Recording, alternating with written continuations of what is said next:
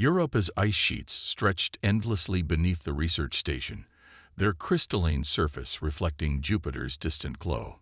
Dr. Sarah Chen pressed her hand against the reinforced viewport, her breath fogging the transparent aluminum as she watched the drilling operation below. After 15 years of searching for extraterrestrial intelligence, they might have finally found something. "Dr. Chen," called Martinez over the comm, his voice tight with excitement. "You need to see this. Probe telemetry is showing some kind of energy signature. It's like nothing we've ever seen." Sarah was already moving, her magnetized boots clicking against the metal floor as she made her way to the control center. The station's corridors were cramped, designed for efficiency rather than comfort, but she'd learned to navigate them with the grace of someone who'd spent the better part of a decade in low gravity. The control center hummed with activity. Holographic displays showed real-time data from the drilling operation, and in the center of it all stood Martins, his dark eyes fixed on a particularly interesting reading. "Look at these patterns," he said as Sarah approached. "They're too regular to be natural." Sarah studied the display, her heart racing. The energy signature pulsed with a steady rhythm, like a beacon calling out through the ice. But what caught her attention wasn't just the regularity, it was the complexity. Layers upon layers of quantum signatures interweaved in ways that suggested not just technology, but technology far beyond human understanding. "How deep?" she asked, already reaching for her tablet to run some preliminary analyses. 2 kilometers below the surface," Martins replied. "We almost missed it. If the drill hadn't passed within 50 meters, we would have never detected the signal." Sarah's fingers flew across her tablet's surface, correlating the data with known signatures. "Nothing matched. Not even close. Get me a direct feed from the probe," she ordered, her professional demeanor masking the excitement bubbling beneath the surface.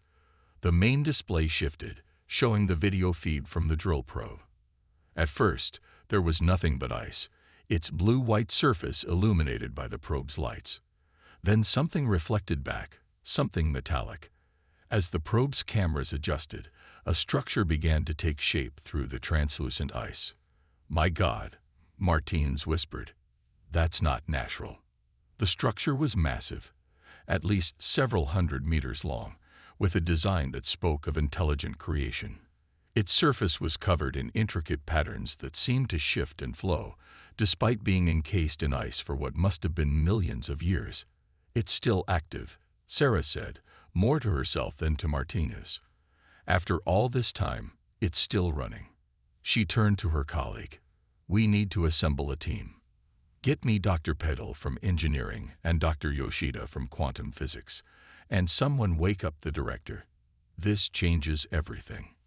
Within hours, the Europa research station was transformed from a relatively quiet scientific outpost into a hub of frenzied activity. Teams of scientists and engineers worked around the clock, analyzing data and preparing for what would be humanity's first direct contact with alien technology. Sarah stood in her lab, surrounded by holographic projections of the structure's energy patterns. She'd been studying xenotechnology theoretically for years, but this was different. This was real. The complexity of the patterns suggested not just advanced technology, but something that might fundamentally change humanity's understanding of physics itself. "Dr. Chen," the director's voice came through her comm. "The Security Council has been briefed.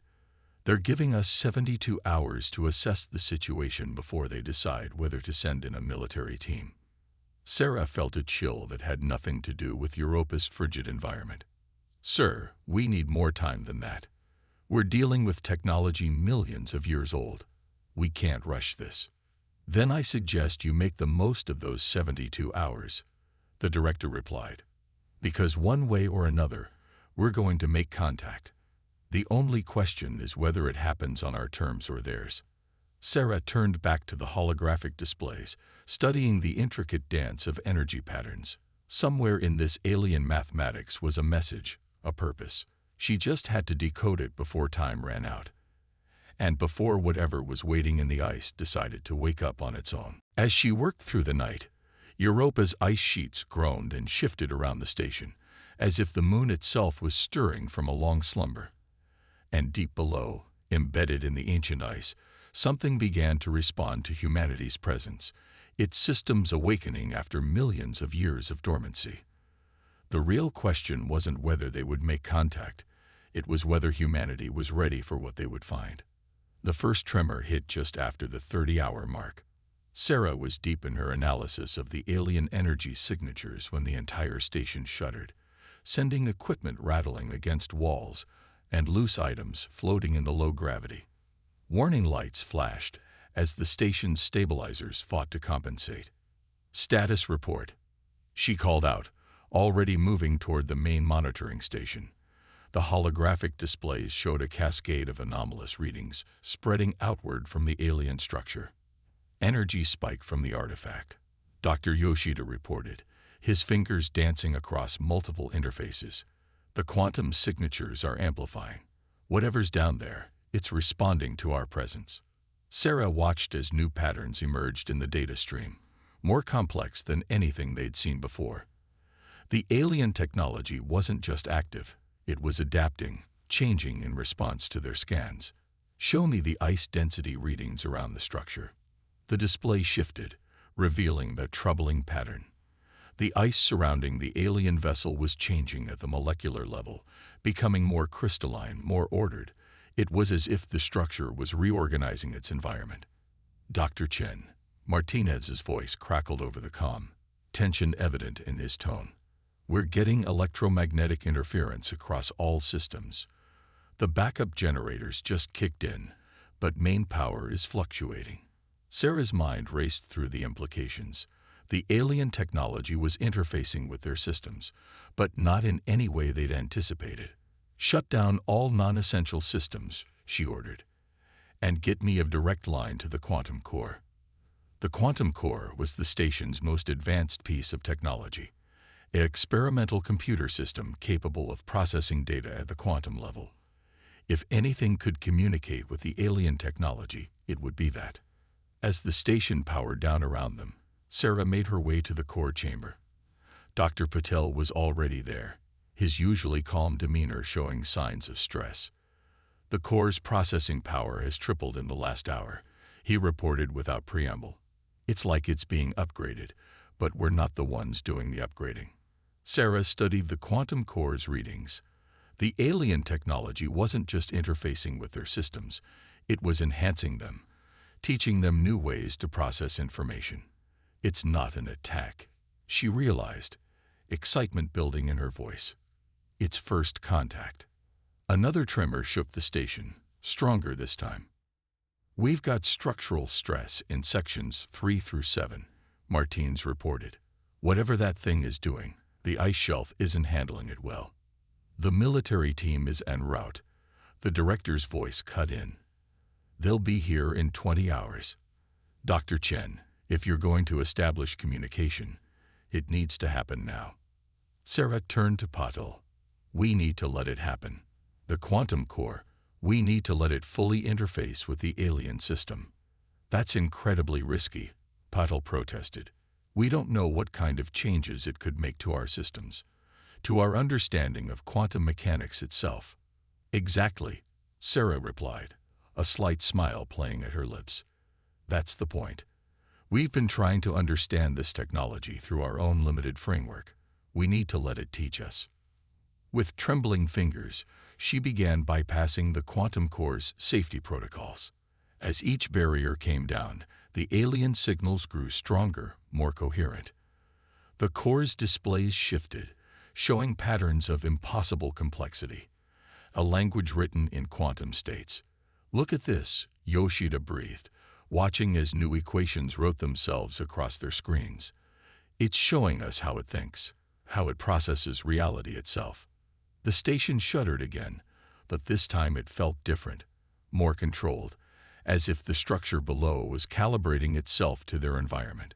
The lights stabilized, and the background hum of machinery took on a new, more harmonious tone. "Power systems are improving," Martins reported, confusion evident in his voice. "Efficiency is up by 200% and climbing. Whatever it's doing, it's making our technology better." Sarah watched as the quantum core's processing speed continued to increase exponentially. The alien technology wasn't just communicating, it was uplifting them, sharing knowledge that would have taken humanity centuries to develop on its own. Dr. Chen, the director called, his voice urgent. The Security Council is demanding answers. What exactly is happening down there? Sarah took a deep breath, her eyes fixed on the evolving patterns before her. Tell them we're not just making first contact, she replied. We're being invited to join something bigger. This isn't just about finding alien technology. It's about becoming part of a legacy left behind by a civilization far more advanced than our own. As if in response to her words, new data began streaming through the quantum core, star maps, technological schematics, and something else, something that made Sarah's blood run cold. Hidden in the data was a warning, a message left behind by the alien civilization that had built the structure. They weren't alone in the universe, and not everything out there was friendly.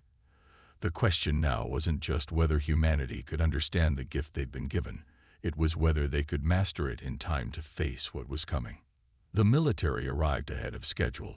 Sarah watched from the quantum core chamber as 3 sleek shuttles docked with the station, their black hulls a stark contrast against Europa's icy surface. The alien technology had been quiet for the past hour, as if sensing the approaching tension. Colonel Rebecca Hayes strode into the chamber like she owned it, her powered armor whirring softly with each step. 2 technical specialists followed in her wake, their equipment already scanning everything in sight.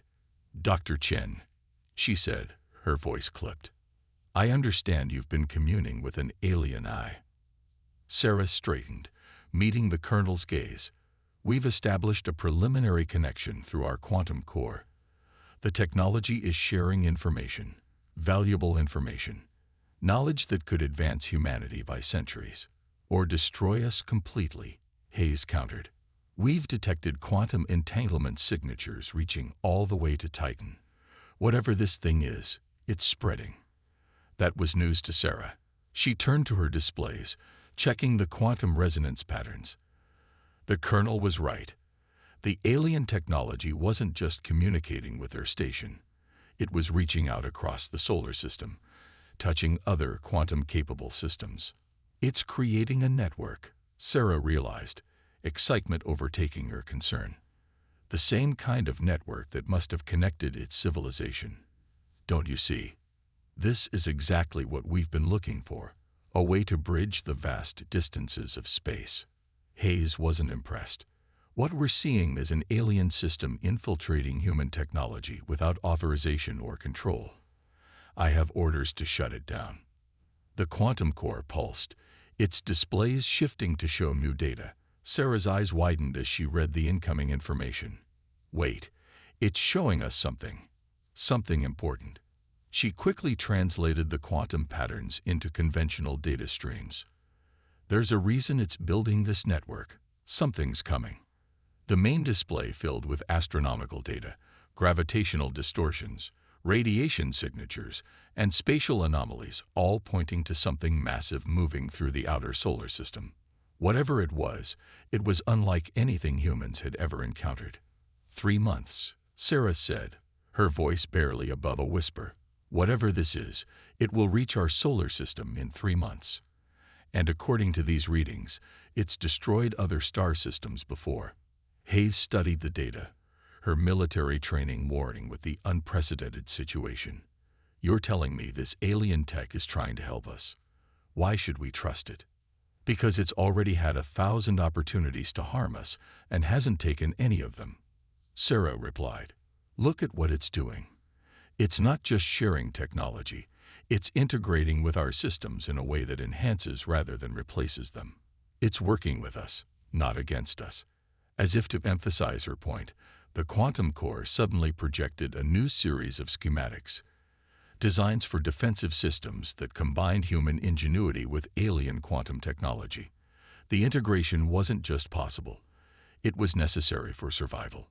We don't have time for fear or paranoia, Sarah continued, her voice gaining strength. This technology was left here for a reason. Its creators faced this same threat, and they prepared this gift for whoever would find it. We're not just looking at first contact, we're looking at our only chance for survival. Hayes was silent for a long moment, studying the projections. Finally, she activated her command. This is Hayes. The situation has evolved. We're looking at a potential Class 1 extinction event. Request permission to initiate Protocol Omega. Sarah held her breath. Protocol Omega was the highest level of emergency response. It would give them access to every resource humanity could muster. After what felt like an eternity, the response came. Permission granted. God help us all. The next few hours were a blur of activity. Military personnel worked alongside the station's scientists, their previous antagonism forgotten in the face of the greater threat. The alien technology responded to their acceptance, opening up new levels of integration they hadn't thought possible. Sarah worked tirelessly at the quantum core, helping to guide the integration process. The alien systems weren't just teaching them. They were learning from humanity as well. Human creativity and adaptability combined with alien quantum technology in ways that created something entirely new. Dr. Chen, Martin is called out, his voice excited. You need to see this. The network, it's not just connecting our technology. It's evolving it. These systems, they're becoming something more than the sum of their parts. Sarah watched as the displays showed the spread of the quantum network. Across the solar system, human technology was being uplifted, transformed by the alien gift. But it wasn't a takeover, it was a true synthesis, a marriage of two technological paradigms that complemented each other perfectly. They knew, she said softly, understanding finally dawning. The civilization that built this, they knew they wouldn't survive. But they made sure their legacy would live on through whoever found their gift. They're not just helping us survive, they're helping us become something greater. As the integration continued, the station hummed with new power, its systems operating at levels that should have been impossible. But Sarah knew they were only seeing the beginning. The real test would come when the threat arrived, and humanity would need every advantage they could get. The Europa research station had become humanity's last hope. 2 months into the integration process, the facility had transformed into something that straddled the line between human and alien technology. Quantum-enhanced systems pulsed with new energy, and the ice around the station had crystallized into structures that defied conventional physics. Sarah stood in the newly constructed integration chamber, surrounded by holographic displays, showing the approach of the entity that now dominated their thoughts. The threat was closer now, its massive form distorting space itself as it moved inexorably toward their solar system. The defensive grid is at 60% completion, Colonel Hayes reported, her armor now integrated with quantum technology that made it look almost organic. But we're still having stability issues with the outer rings. Sarah nodded, manipulating the quantum interface with practiced ease. The defensive system they were building was unprecedented. A network of quantum-linked satellites and stations that would theoretically create a shield around the entire solar system. But theory and practice were proving to be very different things. The problem isn't in the technology, Sarah said, studying the data streams. It's in our understanding of it. We're still thinking too linearly. She turned to Dr. Yoshida, who hadn't left the quantum core in days. What if we stop trying to control the quantum fluctuations and instead let them self-organize? Yoshida's eyes widened, like the crystallization patterns in the ice. That could work, but the energy requirements would be enormous. We've got enormous energy, Hayes cut in. What we don't have is time. That thing will reach Neptune's orbit in less than 3 weeks. Sarah's fingers flew across the quantum interface, implementing the new approach. The alien technology responded immediately, the defensive grid's energy patterns shifting into more natural flowing configurations. Warning alerts began to fade as the system found its own equilibrium. Look at this, Martinez called from his station.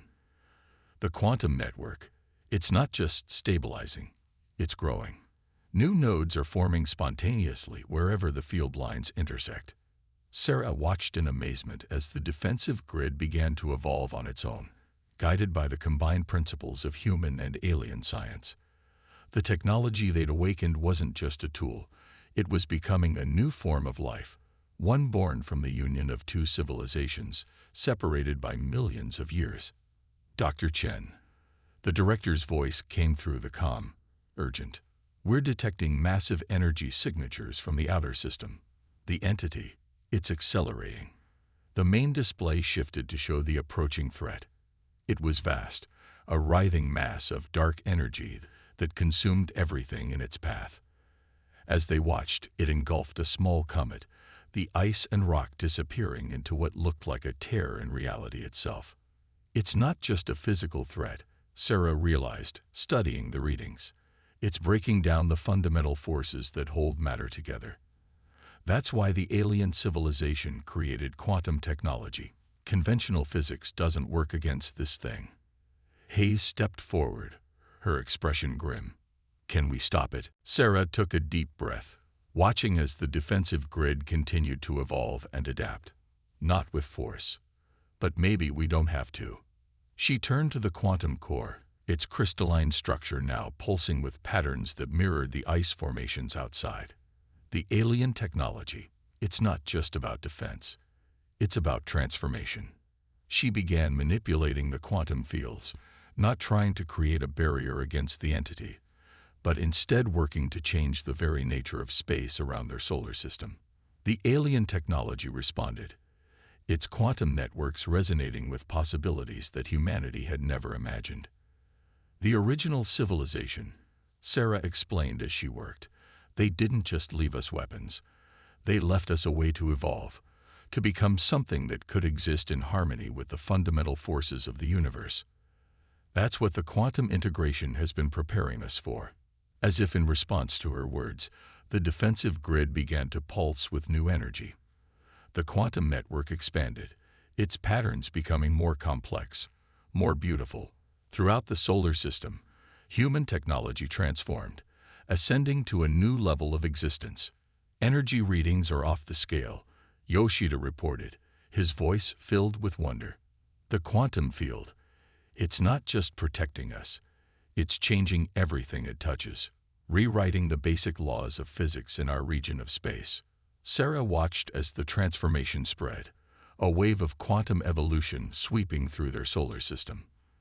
They weren't just building a shield, they were creating a new paradigm, one that would make them immune to the entropy and destruction that the entity represented. This is what they wanted, she whispered, understanding finally dawning. Not just survival, but transcendence. They couldn't achieve it in time to save themselves, but they made sure the next civilization would have a chance. The entity was closer now, its massive form visible even to conventional sensors. But as it approached, something unexpected happened. The quantum field didn't just resist it. It began to affect it, transforming the very forces that gave it power. The entity arrived with the silence of an eclipse. One moment, the space near Saturn was empty. The next, it was filled with a darkness that seemed to devour light itself. But humanity was ready. The quantum network that now spanned the solar system hummed with possibilities that hadn't existed mere months ago. Sarah stood at her station in the integration chamber, her hand steady on the quantum interface, despite the magnitude of what they faced. The chamber itself had evolved, its walls now embedded with crystalline structures that pulsed in harmony with the defensive grid. Multiple breaches detected in the outer quantum field. Martins reported, his voice tight but controlled. The entity it's not just attacking the field, it's trying to unravel it. Let it try, Colonel Hayes responded, her quantum-enhanced armor now fully integrated with the station's systems. Dr. Chen, are we ready? Sarah watched as data streamed across her displays, showing the entity's attempt to break down their defenses. But something was different. Where it touched the quantum field, the entity's entropy effect wasn't just being stopped, it was being transformed. We're not just ready, Sarah replied, a smile playing at her lips. We're evolving. Look at the interaction patterns. The main display showed what she meant. The quantum field wasn't fighting against the entity's attempts to break down reality. It was incorporating them, using the entity's own energy to fuel the transformation they'd begun. My God, Yoshida breathed, studying the readings. The field isn't just protecting us. It's changing the fundamental nature of space-time in our solar system. We're creating a new paradigm of physics itself. The entity seemed to sense the change. Its attack patterns shifted, becoming more aggressive, more desperate. Dark tendrils of anti-reality reached toward Earth, Mars, and the other planets. But wherever they touched the quantum field, they found not resistance but transformation. Energy conversion at 200% and climbing, Martins announced. The quantum network it's learning, adapting faster than the entity can attack. Sarah's fingers danced across the interface, guiding the evolution of their defenses. The alien technology had taught them well, showing them how to think beyond conventional limitations. Now, humanity's creativity and adaptability were taking those lessons to new heights. This was never about fighting, Sarah realized, watching as the entity's attacks became part of their transformation.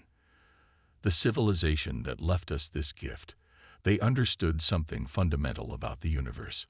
It's not about resistance. It's about harmony. As if to prove her point, the quantum field began to pulse with new patterns. The crystalline structures throughout the solar system resonated in perfect synchronization, creating a symphony of light and energy that was visible from Earth to Pluto. The entity, Hayes said, her voice filled with wonder. It's changing. They all watched as the darkness that had threatened to consume them began to shift. Where it touched their quantum field, it no longer destroyed. It transformed. The void at its center started to fill with light, its entropy replaced by new possibilities. It's not just changing, Sarah corrected. It's becoming part of us, part of the new reality we're creating. The process was beautiful to witness. Throughout the solar system, the quantum network continued to evolve, incorporating the very force that had once threatened to destroy them. The entity's vast energy, once dedicated to unmaking reality, now fueled the greatest transformation humanity had ever undergone. Final quantum resonance achieved, Yoshida reported, his voice barely above a whisper. The field is stable. We did it. But they'd done more than just survive. The solar system was forever changed. The quantum network had transformed not just their technology, but the very nature of space around them. Humanity had taken its first steps into a new era of existence. No, Sarah said, looking at the displays showing their transformed solar system. We're just beginning. The civilization that left us this gift. They knew this would happen. They didn't just give us the means to survive. They gave us the key to our own evolution. In the aftermath of the transformation, as humanity began to explore their new capabilities, they found more gifts left behind by their ancient benefactors. Star maps showing other quantum networks, waiting to be awakened. Messages from other civilizations that had undergone similar transformations. They weren't alone in the universe. They were part of something greater, a legacy of species helping each other transcend their limitations. The Europa Research Station, where it all began, became humanity's first quantum integration center. Under the ice of that distant moon, human and alien technology continued to evolve together, preparing for the day when they would reach out to other civilizations, ready to pass on the gift they had received. Sarah stood at the viewport one last time, watching Jupiter's light play across Europa's crystalline surface. The ice had been transformed, becoming a lattice of quantum possibilities that stretched down to the alien structure that had changed everything. We're ready for the next step, Hayes said, joining her at the viewport. The quantum network is stable enough to begin reaching out to other star systems. Sarah nodded, feeling the hum of the transformed station around them. That's what they wanted, not just for us to survive, but to become part of the legacy, to help other civilizations make the same journey. As if in response, the quantum network pulsed with new energy, its light reaching out toward distant stars, where other civilizations waited, ready to join the greatest journey humanity had ever undertaken.